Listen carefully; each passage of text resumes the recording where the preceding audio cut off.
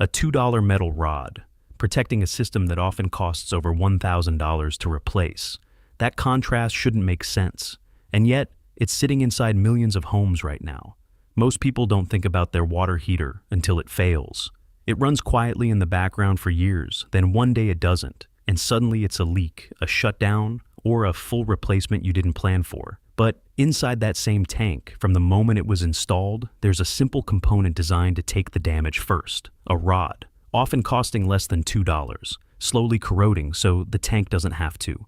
A system that expensive, protected by something that cheap. It feels backwards. And yet, that's exactly how it works. This is where the tension starts to settle in, because this isn't new. It's not rare. The rod is already there, built into most water heaters by default. It has been for decades, quietly doing its job, unnoticed, until it's gone. And almost no one checks it. Not because it doesn't matter, not because it doesn't work, because most people were never given a reason to look. They didn't remove it. They didn't replace it. They just let it disappear. Welcome to Trust No Instinct. If questioning incentives matters to you, subscribing keeps this thinking alive. And once you see what's actually happening inside that tank, it becomes harder to ignore how something so small can quietly decide when the system fails. Long before it was placed inside household water heaters, this idea was tested in environments where failure wasn't gradual. It was unpredictable and sometimes irreversible. In the early 1800s, Humphrey Davy was asked to solve a problem that was quietly compromising the British Royal Navy. Metal hulls, constantly exposed to salt water, weren't just corroding. They were weakening in ways that couldn't always be seen until it was too late. Not surface damage, structural uncertainty. Ships didn't fail all at once. They became unreliable first. And that was the real risk. Davy's solution wasn't what anyone expected. He didn't try to make the hull stronger. He introduced a second metal, one that would degrade faster, and attached it directly to the structure. It was a strange idea. Protect something valuable by giving something else up instead. But the result was clear. The added metal corroded first, slowing the damage to the hull itself. Not by stopping corrosion, but by redirecting it.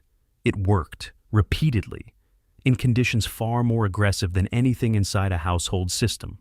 And this is where the scale starts to shift. What Davy demonstrated wasn't a clever fix. It became a principle, what we now call cathodic protection.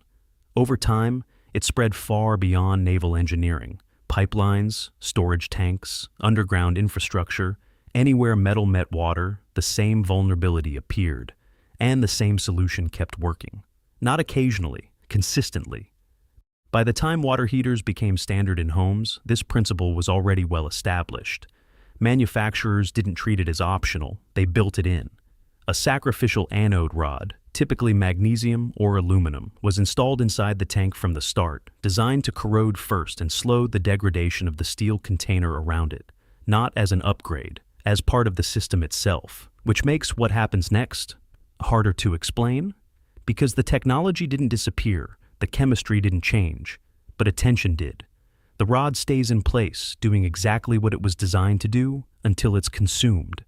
And when that happens, the process it was absorbing doesn't stop. It shifts, quietly, no alarm, no obvious signal, just a change in where the damage goes next.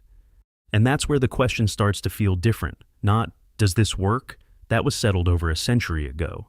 But something more difficult to ignore. If this principle has been reliable for generations, and the component is already inside the system, why does it only seem to matter after the failure begins? When a water heater fails, it looks sudden. A leak, a shutdown, a replacement you didn't plan for. But what you're seeing at the end isn't where it starts. It's where the protection runs out. Because inside the tank, the process begins years earlier, quietly. Heated water isn't as passive as it looks. It carries dissolved minerals and ions, tiny charged particles that allow electrical interaction between metals. In that environment, steel doesn't just sit in water, it reacts. Slowly, but without stopping. This is electrochemical corrosion. When two different metals are connected in that environment, one becomes the anode, the other the cathode. Electrons begin to flow, and one of those metals starts to break down faster than it normally would. That's not a flaw, that's the mechanism. Because the system isn't trying to stop corrosion, it's deciding where it happens. Inside the tank, the steel walls are strong, but not immune. Left alone, they will gradually oxidize, weaken, and eventually fail, not all at once, but inevitably. The anode rod changes that path. Made from a more reactive metal like magnesium or aluminum, it becomes the anode. It draws the corrosion toward itself.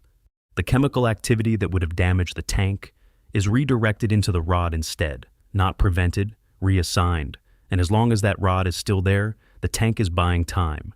Years, in many cases. Sometimes longer, sometimes less. Depending on water conditions, usage, and chemistry, which is where the risk becomes harder to see. Because while it's working, nothing feels different. No warning signs, no performance change, no indication that anything critical is happening at all. Just a slow transfer of damage, happening out of sight.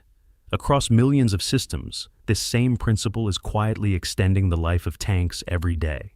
Recognized by institutions like the U.S. Department of Energy and the American Water Works Association as a central factor in durability.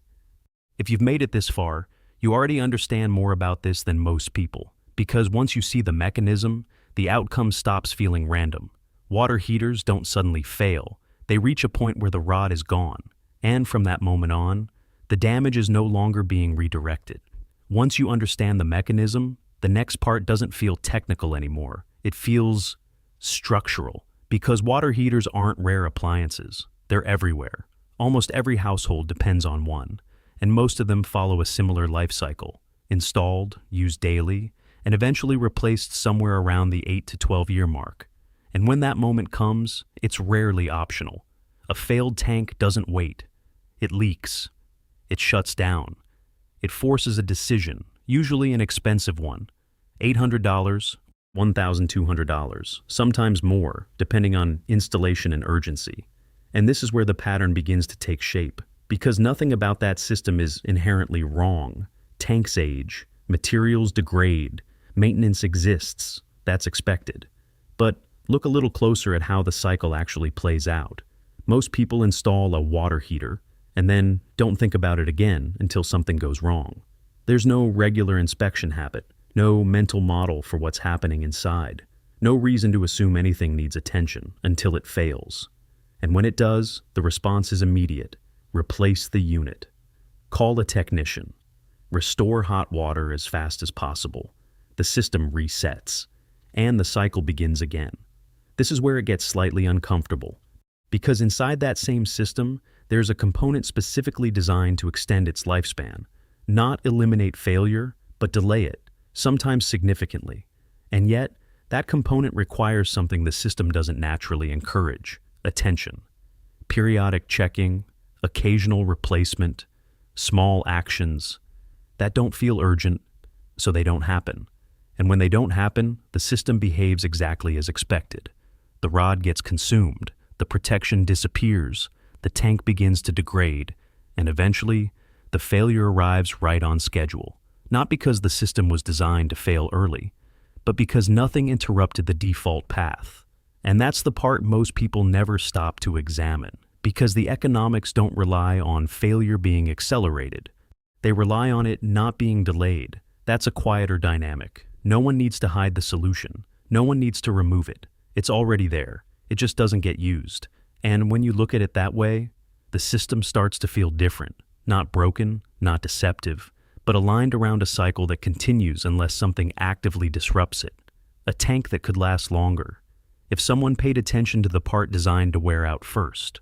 A $2 to $20 component, sitting inside a $1,000 system, quietly determining how long that system survives.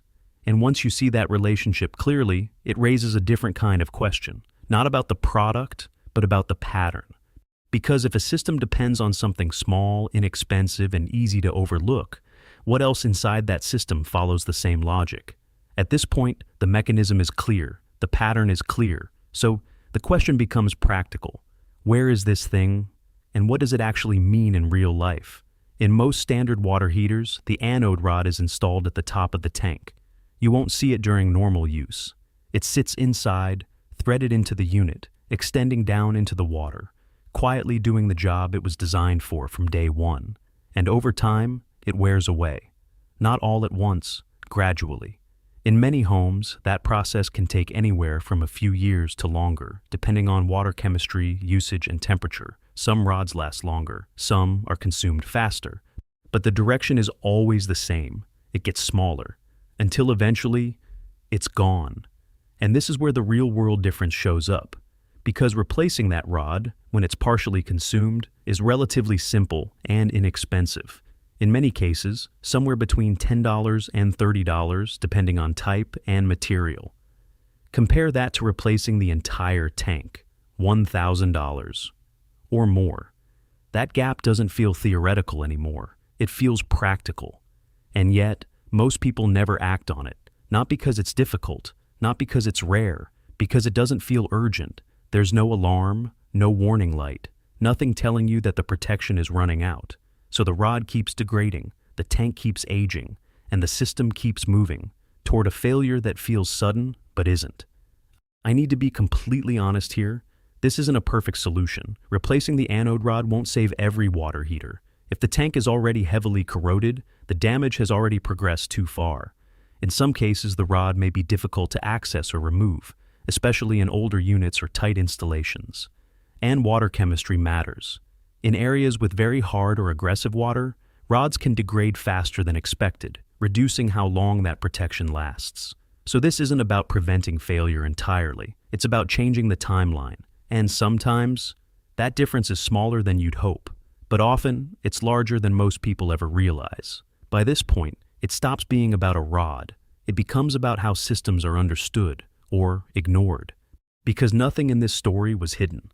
The part is there. The science is established, the outcome is predictable, and yet, for most people, the first time they think about any of this is when the tank fails. That's the pattern. Not failure by design, failure by default.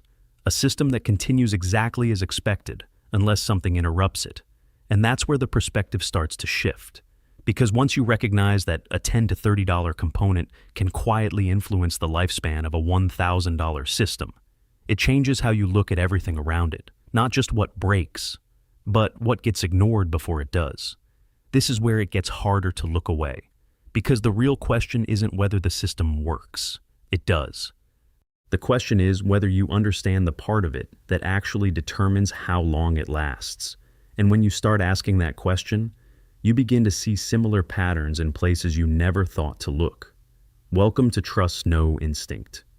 What we uncover next follows the same logic, just harder to notice.